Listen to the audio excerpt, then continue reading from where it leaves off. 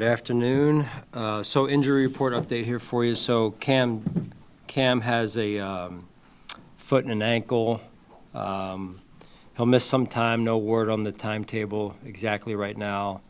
We will bring some punters in to take a look at him, and then we'll go from there on that. So as far as Ed and Matt and Spencer, they're all heading in the right direction.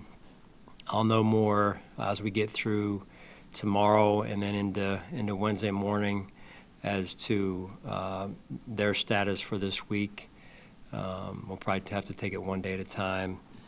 And then the guys on IR, again, those decisions will be made at the right time. Conversations will be had. So we'll go forward with that in mind. And then I think that's all I have, unless you guys have any questions on injuries at this point. So. On Ed, just I know it's early and you said it's going to be day by day, but are you hopeful that he can practice on Wednesday? Yeah, we'll see. Like I said, just have to see where it goes here and just take it one day at a time. With the guys on injured reserve, Max, Tylen, and Tyler, you mentioned the right time. They're obviously all now eligible to return to the active roster. I don't know. I guess when is the right time for you? No, you want them all back as soon as possible. You just have to, there's other parts of that conversation though that are important and affect one thing affects another. So, number one is them getting healthy enough to be back. One, and then two is what is the next move, the corresponding move after that. Along those lines, do you know if any of them are healthy enough to return as soon as this week? Yeah, I don't have great word on that. Nate's been working through just the day after the game at this point, so we'll connect, I'm sure, later tonight. And the secondary part of that is you do face some tough decisions, not only in terms of just the active roster to make room for those guys, but then also, when the injured players, Ed and Matt, are healthy enough, who's up, who's down. How much have you concerned yourself with that, as opposed to the day-to-day getting ready for the next week's game, because you have these looming decisions here that are pretty big? Yeah, all part of the job. I mean, it's you want as many of our starters back as possible. You want everyone as healthy as possible. You want them back too. It's obviously we have limits on the active, and then obviously limits on the game day roster as well. So that's part of the ebbs and flows of the season in terms of injuries and getting players back, but also part of trying to figure out what our best 11 are, what our best 22, whatever it is. So it's trying to continue to adjust and tweak and get it to where we're playing our best football. How would you assess your defense's performance facing these mobile quarterbacks in terms of not giving them too much time to throw and containing them in the run game? Yeah, in the quarterback run game, or what are you referring to? Quarterback run game. Designed run or scrambles? Both. Yeah. It's a new trend in the NFL, or evolving trend, I should say, and I thought yesterday we did a good job when they were in the drop back game, but there were times where we gave them some space up the middle, in particular in the pocket, and we call it a quarterback trap. So you got 4 rushers or sometimes 5, and you try and build a trap, and that trap has different kind of cornerstones to it. We didn't always execute that in particular early in the game, but I thought it got better as the game went on, and I was encouraged by what I saw at the end in terms of the way they closed the game out in the drop back game, and the defense I thought had 4 or 5 really tough starting field positions to deal with yesterday, and they handled them extremely well. You mentioned after the game that you thought the tackling probably could have been better at times. Did that show up in your film review as well? Yeah. And that's something that you're always chasing, the perfect game in terms of tackling. It's never going to be perfect, but we've got to do a better job. That first touchdown run, in fact, was not anywhere near the way we're capable and want to tackle. So that's a standard that needs to continually be met week in and week out. It's a base fundamental of playing good defense and playing good special teams. Everybody talks about red zone challenges, or offenses challenged in the red zone and how things get tighter. What are the challenges of being backed up inside your own 15 and 10, and the struggles that the offense seemed to have unable to flip the field in that first. Well, that was a tough couple of series there, and when I mentioned complementary football, and at halftime I mentioned to the team playing as a team, and one side feeding the other. You know, we got the takeaway there before half, and then we end up backed up, and you know, we got to get ourselves out of there. So it wasn't a good series or two for us right there, and you know, when you're punting the ball back, or we turned the ball over one time there too, it makes for tough sledding for the defense. So we got to work better in concert with one another and in a more complementary way. How comfortable are you with James Cook's increased usage and snap counts, and that he can hold up to that demand and workload? Yeah, James is off to a good start. We know what he can do, and it's never one player, especially when it comes to the running back position. So we've got to continue to get all three guys in the fold and helping us. What's led to Ray maybe not being as involved early on, Ray Davis? Well, I think, again, it's probably true of any position. You know, you see where you're at, you see who's playing well, and it's a natural human nature thing as a coach to say, hey, you know, in this case, James is rolling, you know, we keep going. But there is, you know, everything in moderation, too, as well as healthy. So, you know, it's just about, you know, trying to improve our team every week, trying to win one game, and you know, you go back to practice and you know, how are we practicing, and who's executing, and who's being detailed. And not that Ray isn't, this is not specific to Ray, but it's just about, hey, are we doing the right things that are leading us up to game time there, and then when you get your chances in the game, you got to perform, and James has done that. Is it fair to say that it's more about what James is doing than necessarily what Ray or Ty isn't? Yeah, I mean, James is off to a great start, right? So it's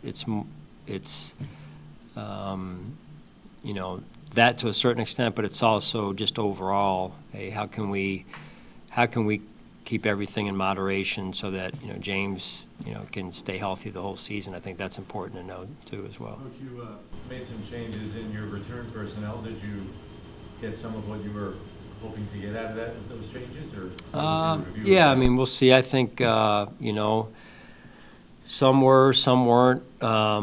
You know, and there's other. It's not always just the returner, right? There's blocking that goes into it, and so not just sheer number of opportunities as well. So you know, we looked at that this morning, and we'll continue to talk about it, I think, in the next, in the next, you know, 24, 48 hours, and then probably through the week here. Having Dorian come in for Trey on those couple series, how did you think that went? And is that something you anticipate giving him more opportunities like that moving forward here? Yeah, I mean, I think there's a certain level of, you know, adjusting, and then there's a certain level of, hey, let a player roll, right, too, because I'm not a big fan of rotating or the two quarterback systems and whatnot that happen. I'm not a big fan of that.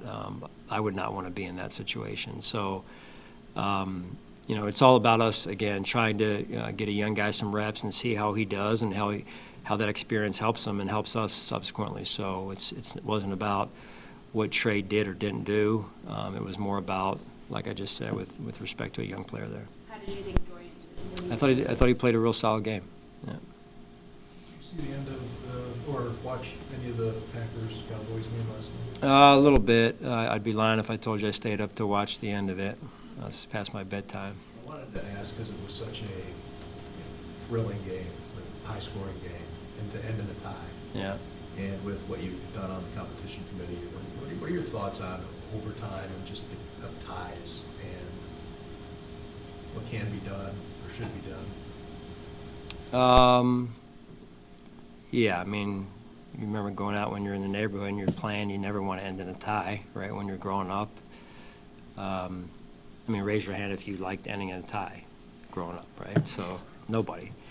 So, but I do think there's an element of, hey, you played it through, and this is the regular season. It's not that way, obviously, in the playoffs for all the right reasons, and so there is an element of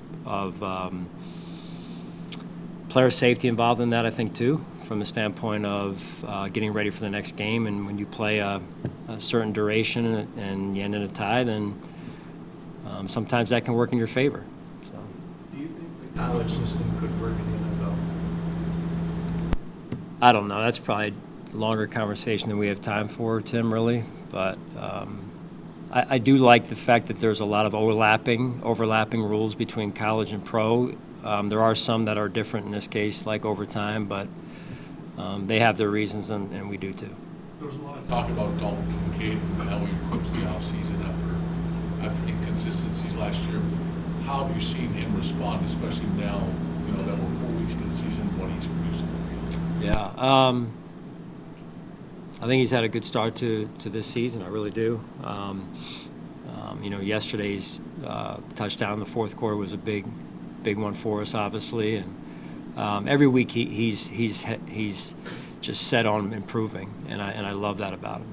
Sean, kind of going off of that point, another guy, Cole, I know the big play yesterday, but getting up to that point too, just how did you kind of grade where he's been over the past couple of weeks and just his growth that you're seeing from him? Yeah, every week.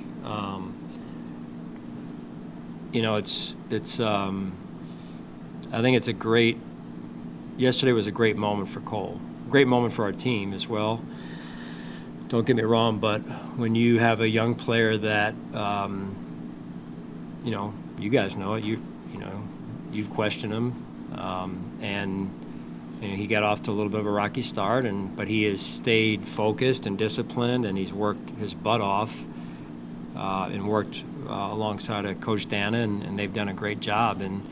And Cole's play has ratcheted up each week, preseason and now in the regular season. So, which with still a lot of the journey ahead of him in this young career that he's in. So, his teammates have stood by him and supported him, and his rapport with T-Rap is really good, and it was just great to see him make a play like that. I mean, that was a big-time play and a big-time moment of the game, and those are the plays, quite honestly, we need to be made, and he made it. He mentioned that he had an interception in practice this week where he went to return it, and that helped him know what to do based off the situation on Sunday.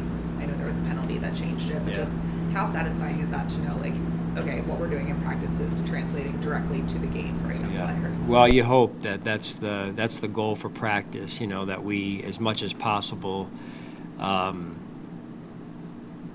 as a coach, when you lay out the schedule, you're like, how much of this applies to real life on game day? And that's one example. And the way he attacked the ball in practice was a different type of throw, but the way he attacked the one in the game, you do see the application, and when you get that, that's why you practice, right? It's not for 2 hours out there just to, wear the players out. It's for 2 hours of true direct application to game day. The second last drive for the Saints on offense, you went with Shaq Thompson instead of Dorian, who played most of the game. What went into that decision? And then Shaq in general, on that series, he made a really big play. I think it was on a 2nd and 10. Mm-hmm. What did you see from him when he was in the game? Yeah, football player. He's a football player. He plays the position the way it's meant to be played, and I think a lot of our younger linebackers just watch him how he plays the position, and they'll learn.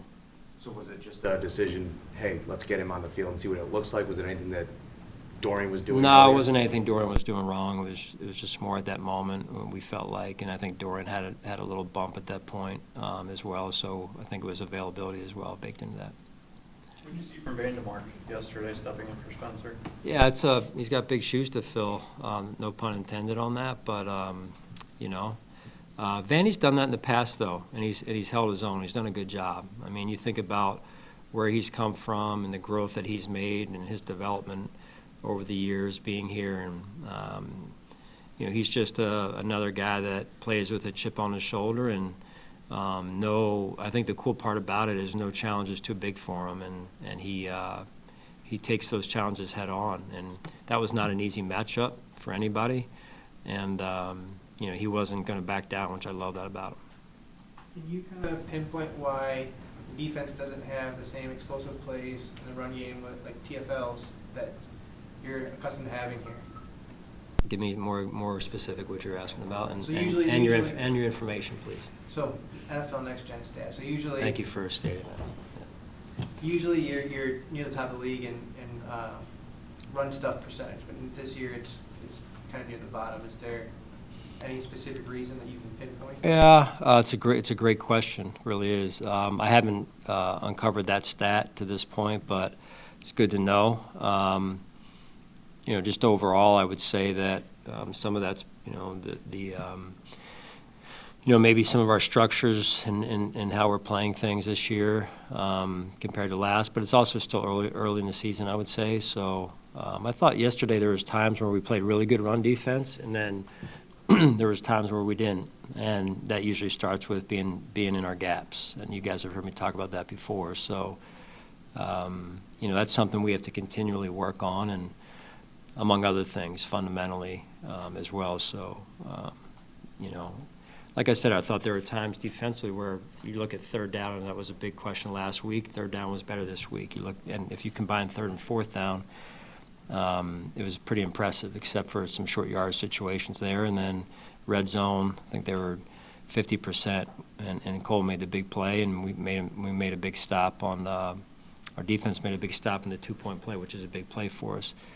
There's some other things we got to get shored up, though, which is what you were alluding to. We're a quarter through the season. How do you think Bobby Babich has done? I think he's done a good job. He continues to adjust. We're integrating, as was already asked about, with some young players there, some rookies, and they're growing. Like I said, it's continuing to have a vision and chase the vision every week and try and get better at each position and try and get better overall as a defense in this case.